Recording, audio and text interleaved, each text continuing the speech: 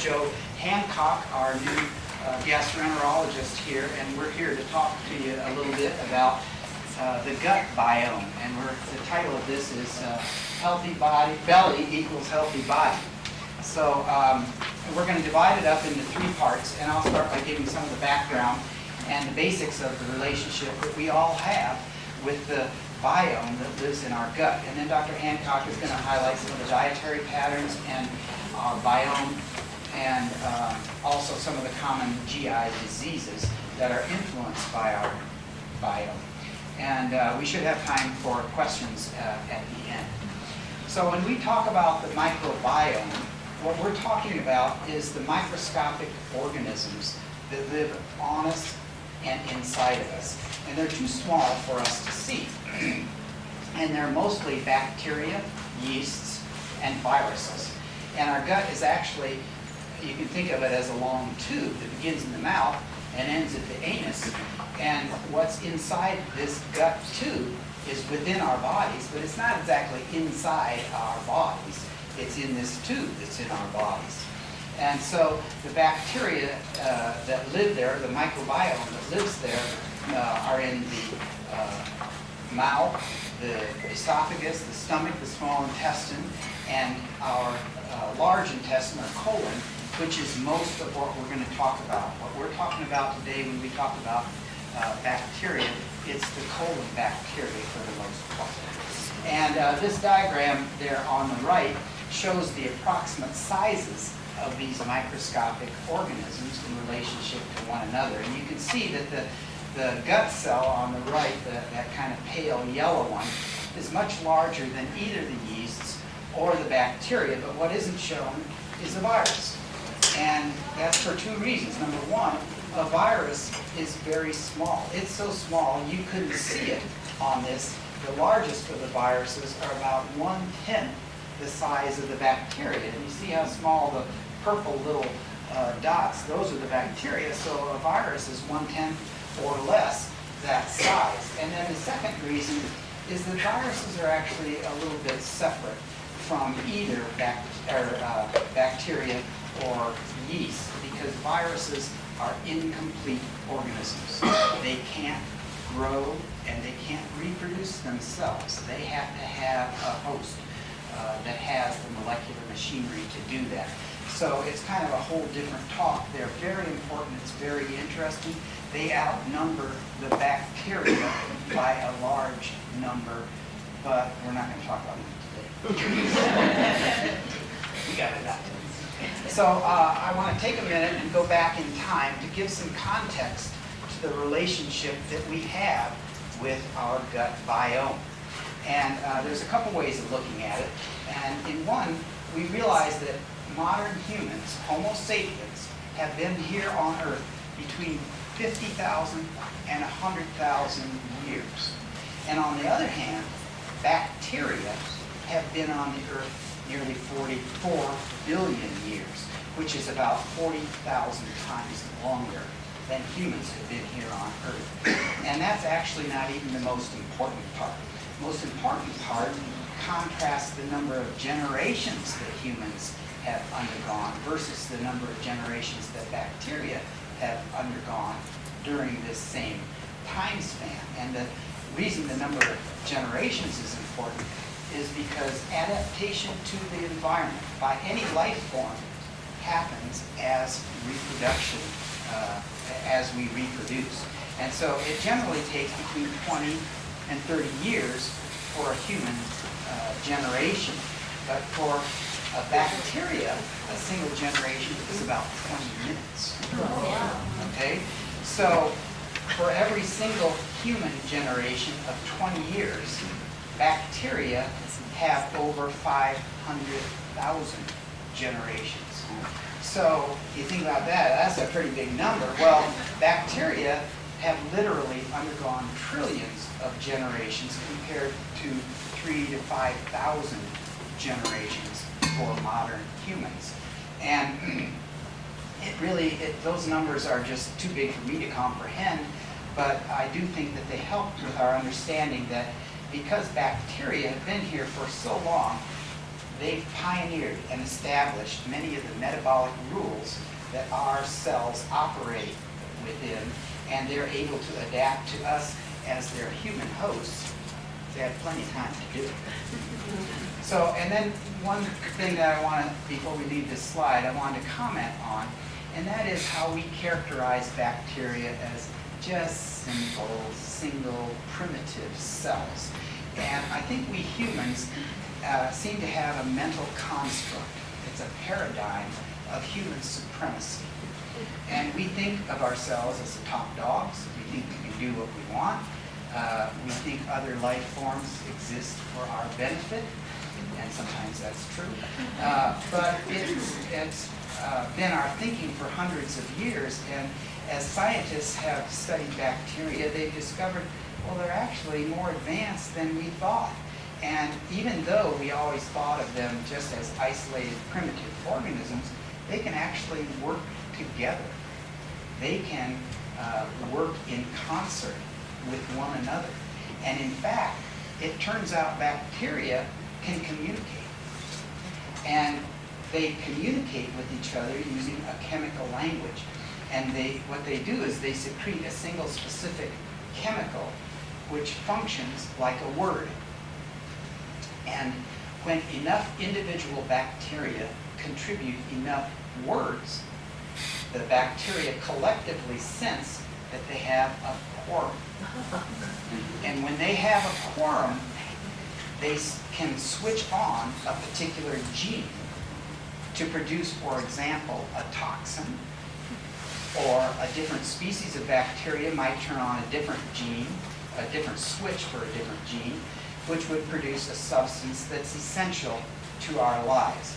And the importance of this is that the formation of toxins or substances that are essential to our lives is under the control of bacterial genes, not our genes.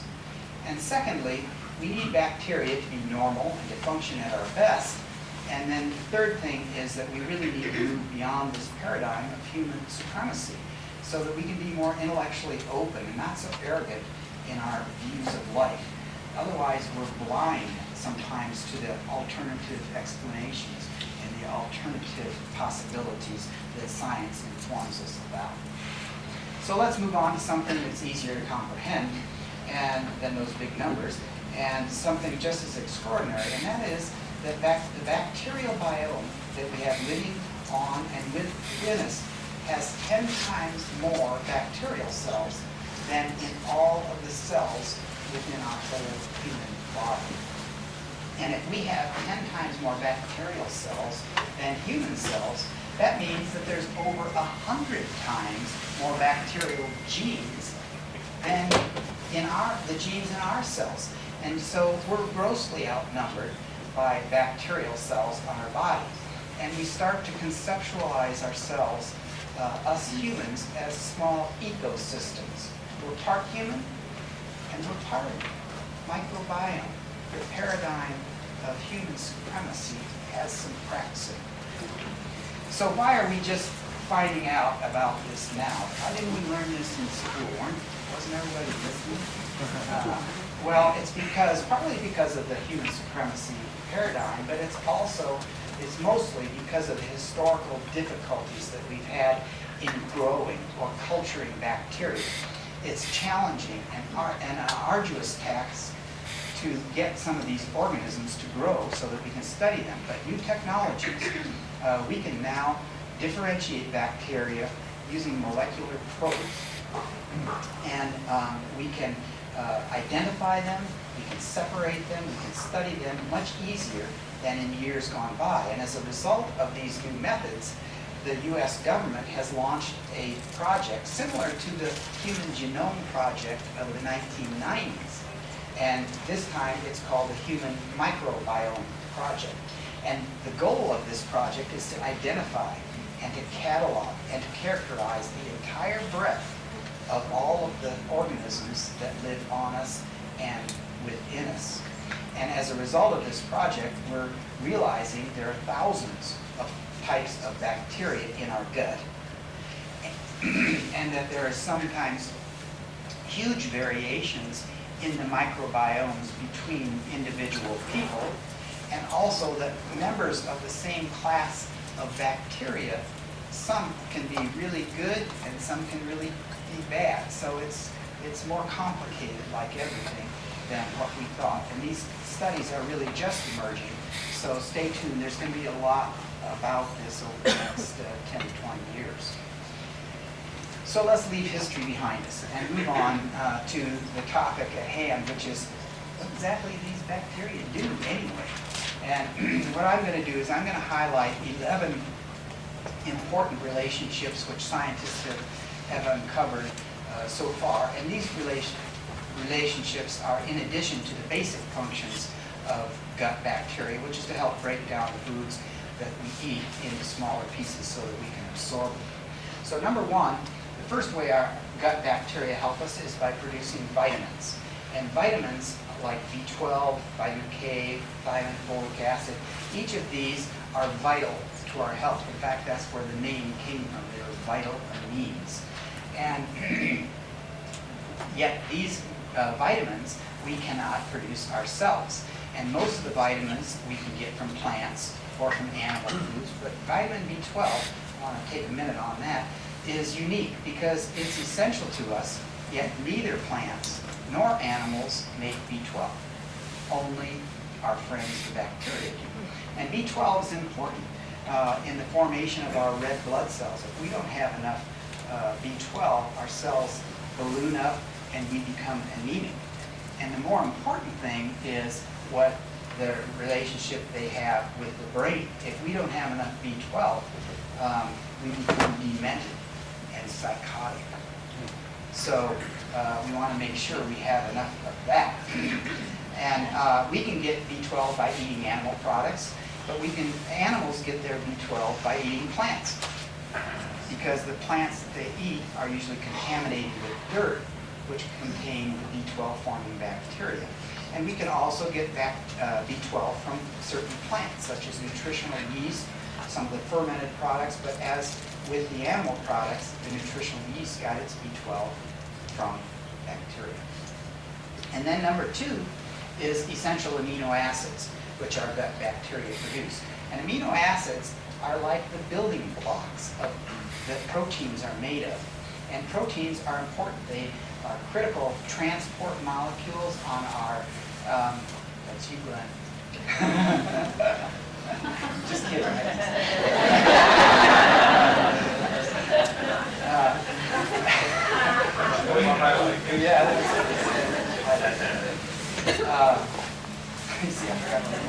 Proteins, they're critical molecules within our cell walls. They can pick up molecules on the outside that makes them change shape, and they can transfer it to the inside of cells. And they also function as enzymes that drive the metabolic machinery inside of our cells.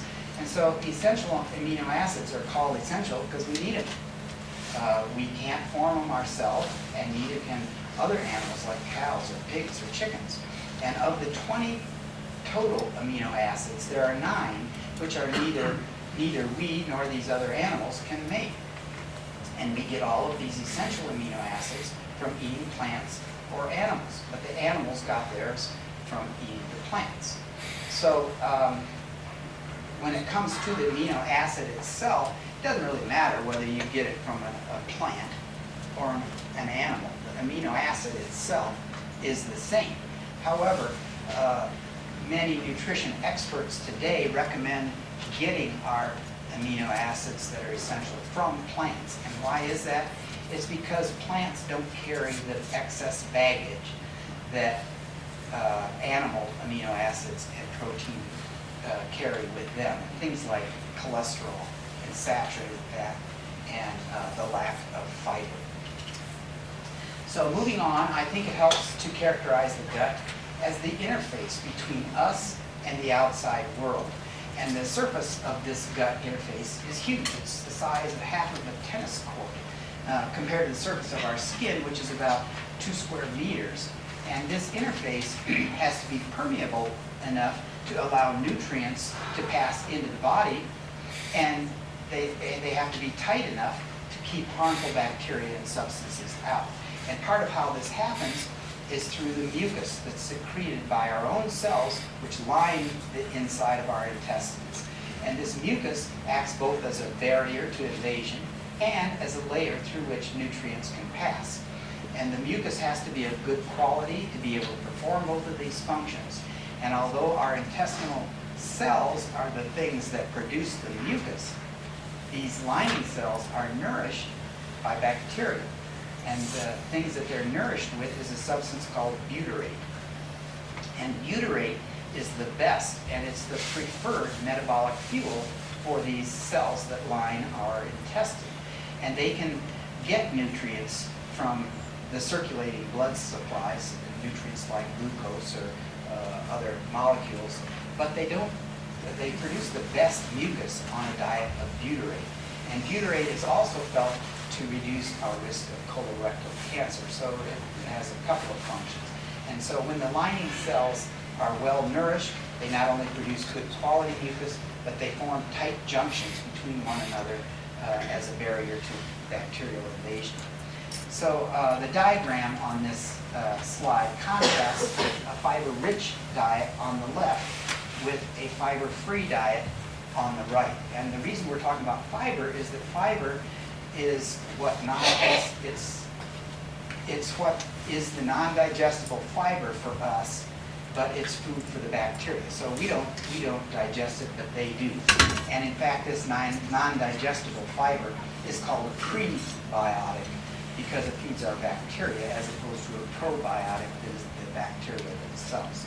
And so the green up there represents the inside of the intestine, the lumen of the intestine. The pink is the mucus layer, and the gray rectangles at the bottom are the cells that line the gut wall. And the left-hand picture, again, is the fiber-rich side, and the fiber-free side is on the right. So on that left side, butyrate is high, and this butyrate nourishes the lining cells. Notice how the mucus there is thicker than on the other side, and the left-hand cells also have little hair-like structures on the top, and these are important for food absorption, and the junctions between the cells on the left are tight. And the right-hand picture is the fiber-free side, and it's low on butyrate, so there's much less mucus produced, and the lining cells themselves aren't as healthy. You see that they don't have that the little hair stuff, and they're not as uniform in size, and they aren't as tight. The junctions aren't as tight. So the idea is that we want to, fiber is good for us. We want to feed our gut biome lots of fiber. And remember that fiber is only produced by plants. It's not produced by animals. And then number 4 is that some bacteria secrete inflammatory substances. Inflammation is a double-edged sword.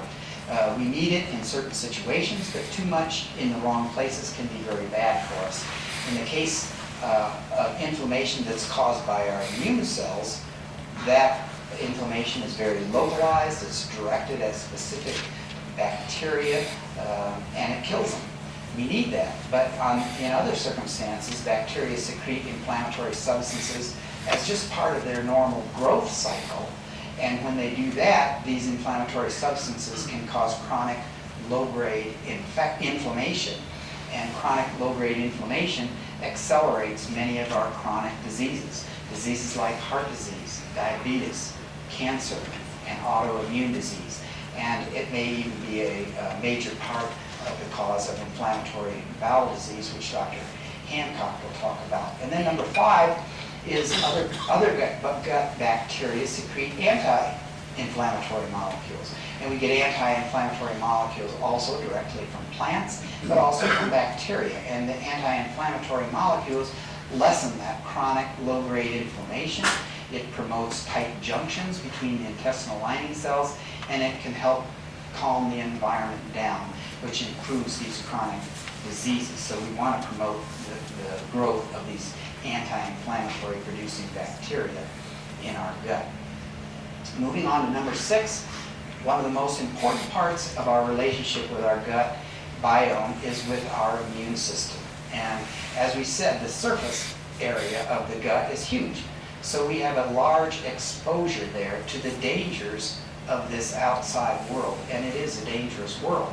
But fear not, 70% of our immune system is located in the gut. And the immune systems or the immune cells in the gut, they can recognize the difference between friend and foe. And if a bacterial pathogen, which is a disease-producing bacteria, if a bacterial pathogen is detected, immune cells protect us by creating this targeted inflammatory response which destroys the pathogen. So this inflammatory response is essential to keep us healthy, but if there's too much inflammation, or if the inflammation occurs too close to the lining of the cells, or if it's even directed at our own cells, it's dangerous. And autoimmune diseases are an example of the result of that. Diseases like rheumatoid arthritis, multiple sclerosis, Crohn's disease, ulcerative colitis, they're all examples of the immune system going overboard. Number 7 is the fascinating and really clever way that bacteria work with our immune systems. You see, bacteria, certain ones of them are helpful. We don't want to be wasting time and energy to destroy them. And so these bacteria have adapted to be able to mimic portions of human proteins. And then these mimicking proteins are arranged on the exposed surface of the bacteria. And so our immune system cells see what appears to them to be human proteins, and they don't attack them or mount an inflammatory response. And this reduces the inflammation, which gives the bacteria protection from our immune system, and it also protects the lining of the gut from becoming collateral damage in an inflammatory situation. And then number 8 is actually a potentially harmful relationship we have with our gut biome. And that comes when bacterial cells die. They break apart and they liberate fragments of their cell walls. And if these cell wall fragments migrate through the mucus and get into our bloodstream, they can cause chronic low-grade inflammation, which stimulates that host of chronic diseases I mentioned. And for some of you in this audience, it's also thought to be a significant promoter of aging. So we want to watch that one too.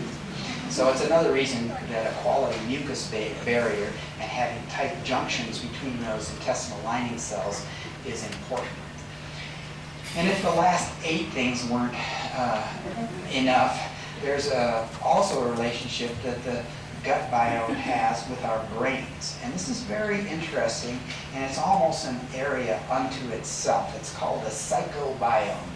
I love that word, psychobiome. And there are very important interactions there being uncovered. And certain populations of gut bacteria can promote or they can reduce anxiety.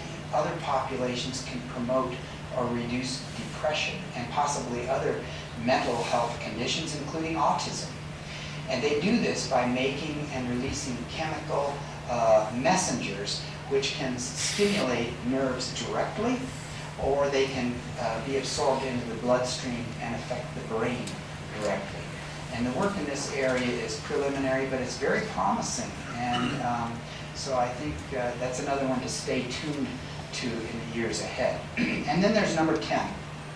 And this is a harmful relationship that we have with our gut biome. And it involves a substance called TMAO, or trimethylamine oxide. And TMAO accelerates cardiovascular disease and some dementias because it promotes hardening of the arteries. And TMAO is actually produced by the liver, but only after bacteria produce TMA, which is the precursor of TMAO. So the bacteria produce the TMA from carnitine and from lecithin, which are found in meat, eggs, and dairy. And this may account for the significant part of the increased incidence of heart attacks in people who eat meat, eggs, and dairy. And I saved this last point for the last because I thought it might have caused too much commotion if I'd have brought this up earlier. But what I'm talking about is what they found in studying the gut biome from identical twins. And remember, identical twins have the same genes. That's why they're called identical. But they've studied specific sets of identical twins where one twin is obese and the other twin has normal weight. And they've taken a sample of the bacterial biome from each twin, and then they placed it in genetically identical mice. And they then fed the mice identical diets. And what they find is that the mice getting the biome from the obese twin become obese. And the identical mouse getting the biome from the normal twin is slim. And they thought this was pretty interesting. So then they decided to eradicate all the bacteria from these mice. And they gave them powerful antibiotics and who knows what else. And then they reintroduced these two different biomes. But this time they switched which mouse group got which. And what happened is that the formerly thin mice, which this time got the fat twin biome, they got fat. And the formerly fat mice, which had gotten the thin twin biome, they became thin. The diet was the same. So this suggests that obesity is not entirely from what we eat, which is something overweight people and patients have been telling us for years. And I'm convinced that it's not the answer, the entire answer to our obesity epidemic, but it's an intriguing finding. So stay tuned. Again, it tells us we don't know everything. We need to be open-minded as we look at scientific results. So those are the 11 influences that our gut biome has on our health. And now I'm going to turn this over to Dr. Hancock, our new gastroenterologist, who will give us some insights on diets, biomes, and specific GI conditions which have a close relationship with our diet. Okay.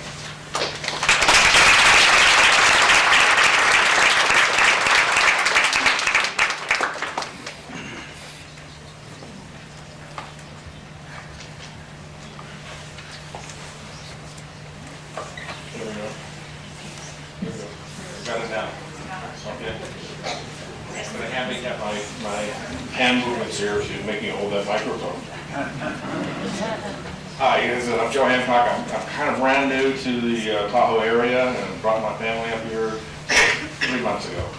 So we're here. And my family loves it so far. Two important issues that we need to talk about is that probiotics was thought to be the solver of everything, and it turns out that it's not true, except for in certain circumstances, and I'll mention those briefly. But probiotics is not currently sold. The diet that we're using actually determines it. And your gut biome will change as early as 3 days. Okay, you can actually change the bacterial flora by what you eat in 3 days.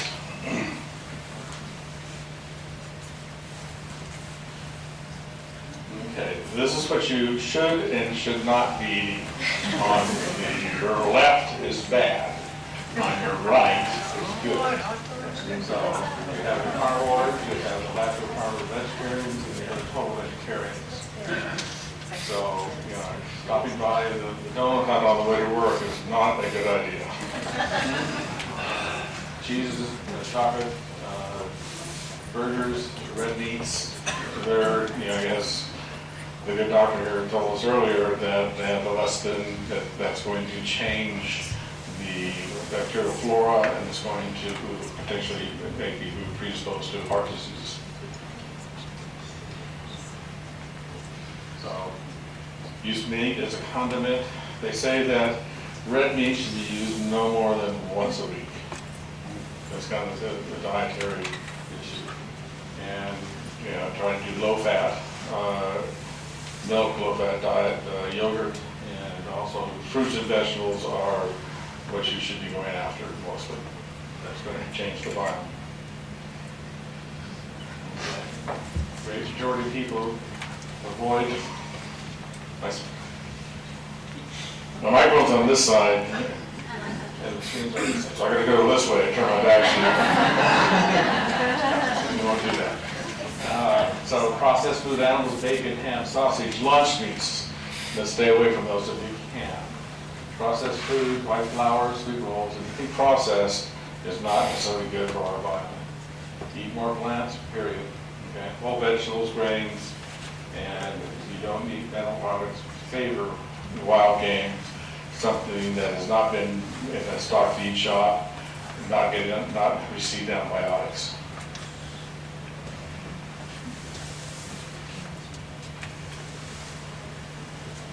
Like I said earlier, avoid processed food products, high flour, high fiber, low fat, taking antibiotics. We'll go a little scenario here shortly about that. And it has been documented that the more diverse the bacterial flora you have in your GI tract, the better off you are. And they found out that at least infants, that if you take breast milk instead of using formula, that you'll get higher concentrations of bacteria and that you have a lesser chance of food allergies because of the bacteria.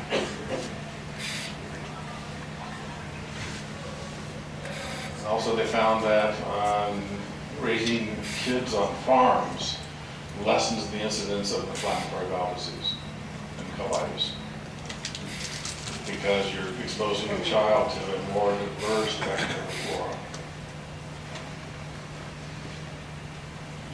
C. difficile infections. Okay, they are becoming more prominent, more difficult to treat. We usually get C. difficile in nursing homes. Patients are using on bacteria.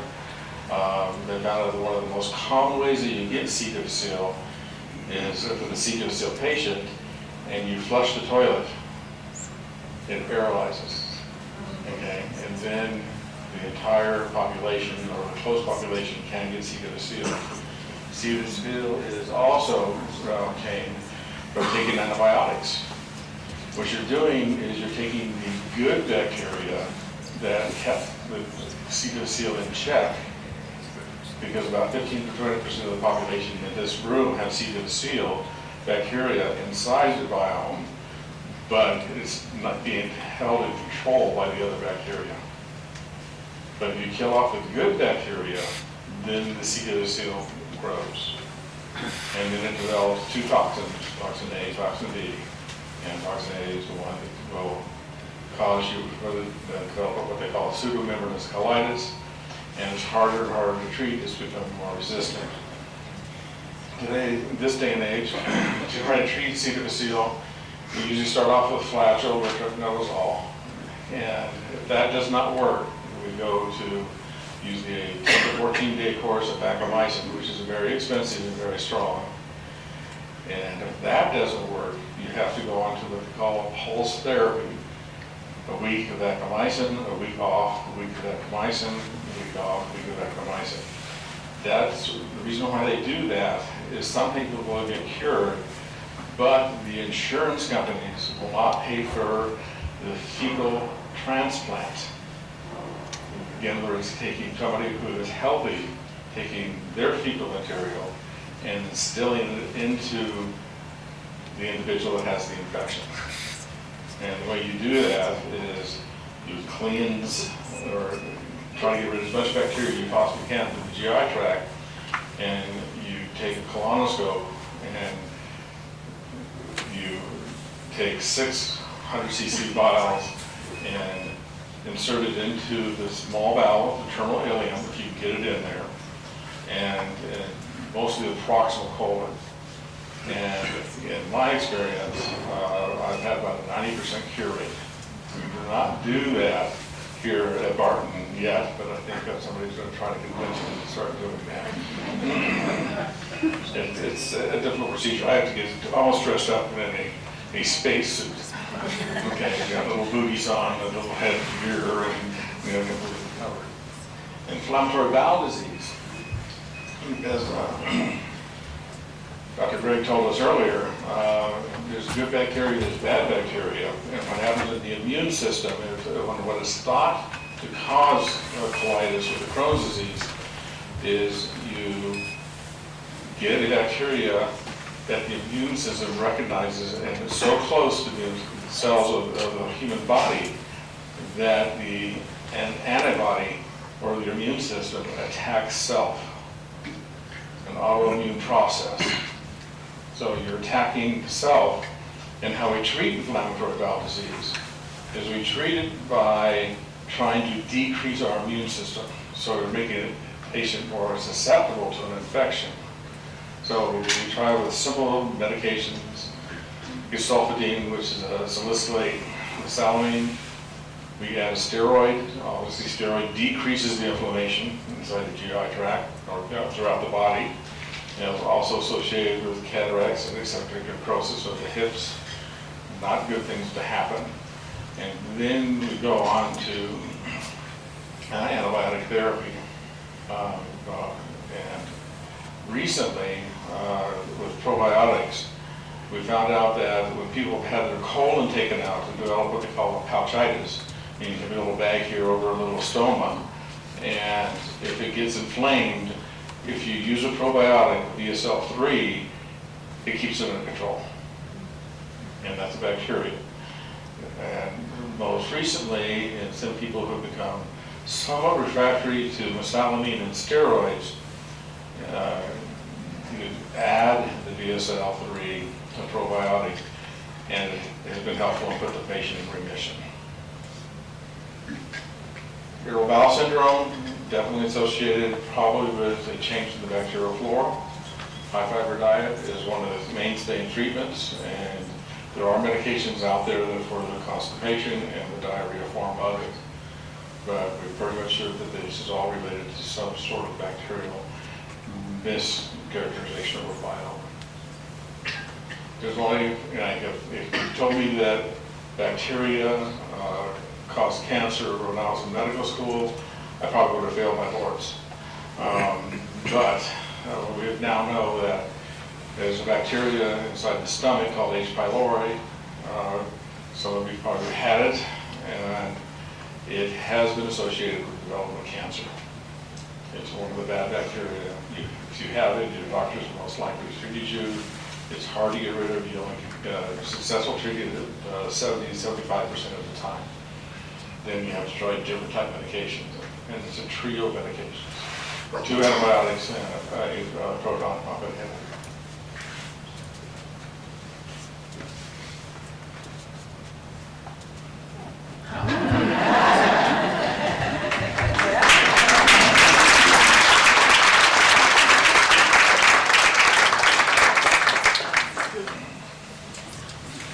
Okay, so let's just open it up for questions that any of you might have. Yeah. So probiotics, bad. Are bad? Probiotics and prebiotics, we take them together. It's like a person takes a supplement.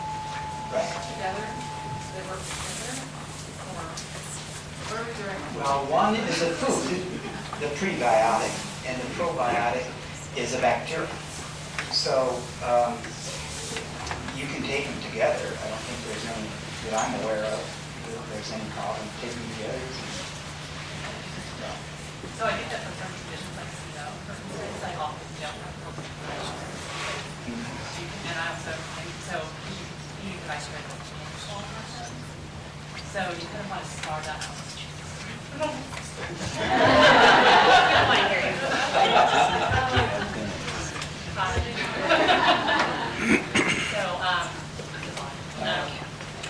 I just talk about it. Honest time, it just depends on the condition. So for like SIBO, for instance, it's called like bacterial overgrowth.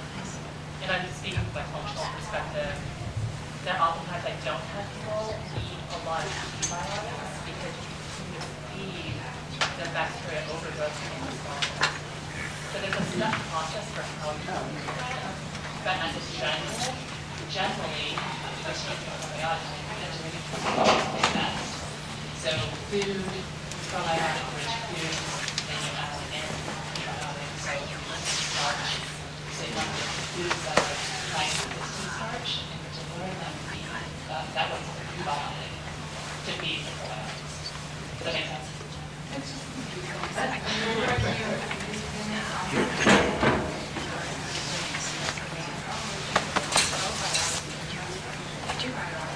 So generally, if you work through food, it's always safer than trying to find this discussion about finding appropriate probiotics that work that are on the market because there's so many different types and there's limited research on what is available over the counter. And so oftentimes if you work with food first and really modify your diet, looking at that as foundational treatment for yourself, then you can add probiotic-rich foods in. Probiotic-rich foods are things like fermented vegetables, and then you can look at fermented drinks, and so sauerkrauts. But you want the things that are naturally occurring, so not soaked in vinegar. So apple cider vinegar with mother culture is okay, but not like shelf stable. You don't want like sauerkraut that's shelf stable. You want something that's naturally fermented with just salt and then the natural brine of the vegetables. So you want to start, you can always start with that first and then add in the resistant starch foods. Yeah, I think that, one of the problems is that the probiotics are not very well regulated, and some of them have been shown that bacteria aren't even alive, and you're having to pay for them. And this area is new. There aren't a lot of controlled studies, but I think the general principle of trying something that's not dangerous, as long as it isn't going to kill you, you can try that before more risky procedures. But what I was going to ask you, Joe, for the pouchitis, that prebiotic that you mentioned, what's is it like 10 bacteria? 10 different kinds? Classically, at least in my literature, it says 10 billion colonies, 10 different types, 10-10 rule. Okay. And so you're going to find some probiotics that are 5 or 6 or 7, some have 30. But usually if you pick a standard rule, it's usually 10 different types, 10 billion colonies. And I think that's going to change over time, because as they find out which ones are the best, they're going to be able to figure this out. But right now, it's not always. Sometimes it's trial and error because we don't have all of the studies on it.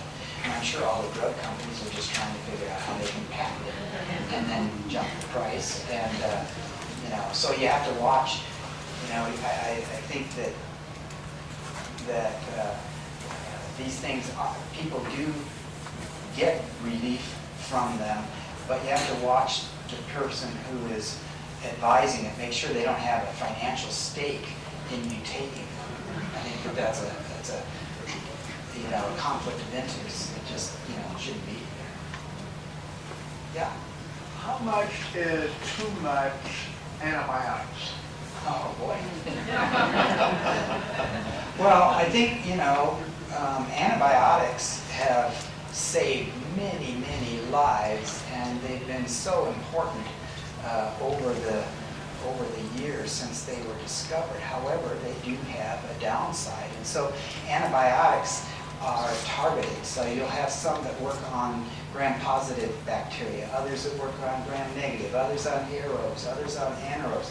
And so if you keep taking, like let's just say penicillin multiple times, that's not as dangerous as taking 4 different kinds, one that attacks one kind, one gets your other kind, so you're killing a broader population of your bacteria. And then I had one more question. If I Yeah. could. On the slide a few minutes ago, you talked about having pets in the house had something to do with bacteria or better.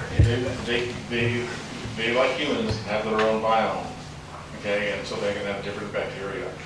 The more diverse the biome, the better off you are.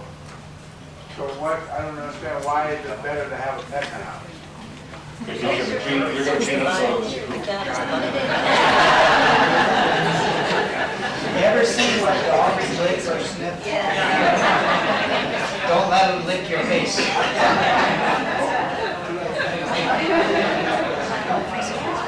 Actually, though, that's high in B12.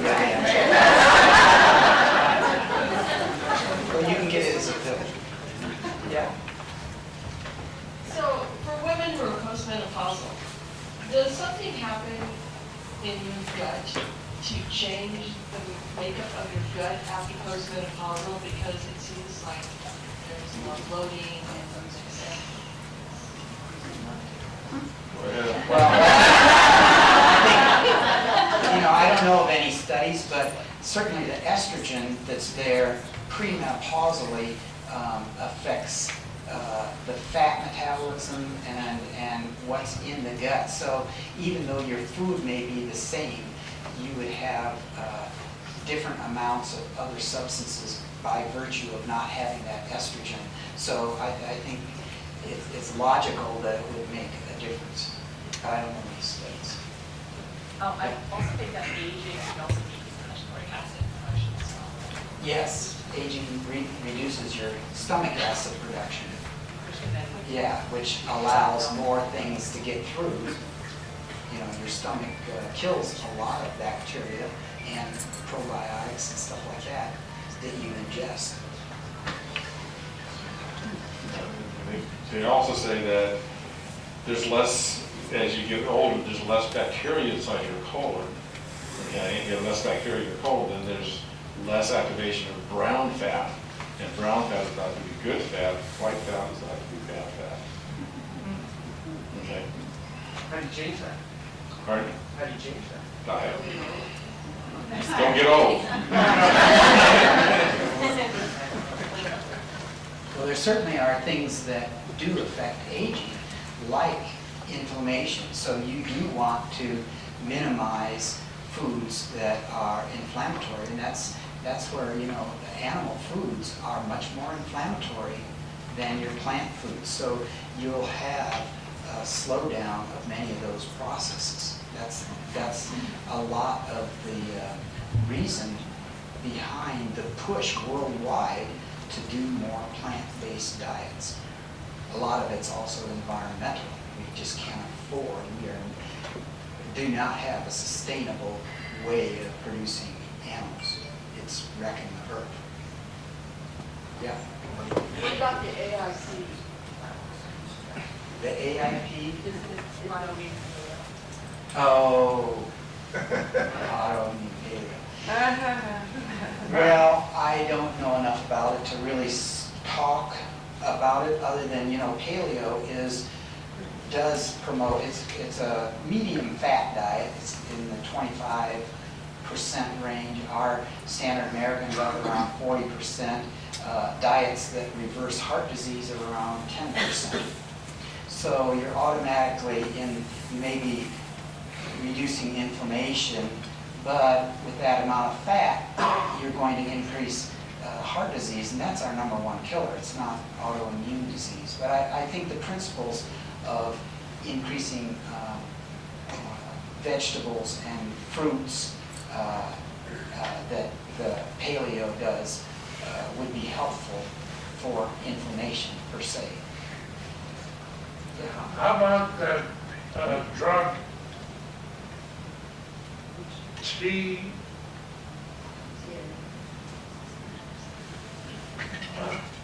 I can't spell it. That my memory won't let me say anymore. Okay, well, we'd have to have more than T. T, What's it for? inflammation. Oh, TMAO. That's actually a fatty acid that's produced by bacteria that accelerates hardening of the arteries. So, and the TMAO, remember, is produced by the liver, but the bacteria give it the precursor, the TMA. Bad bacteria or good bacteria? Or any bacteria? Bad. Well, I would say Good or bad? we don't want TMA, so I would characterize them as bad. Even though they're not pathogenic by themselves, they don't invade you or anything. They produce this TMA, which is converted to TMAO, which accelerates hardening the arteries, which will give more heart attacks, strokes, and dementia. So you don't want TMAO in the gut. And the main drivers of that are meat, eggs, and dairy. Yeah.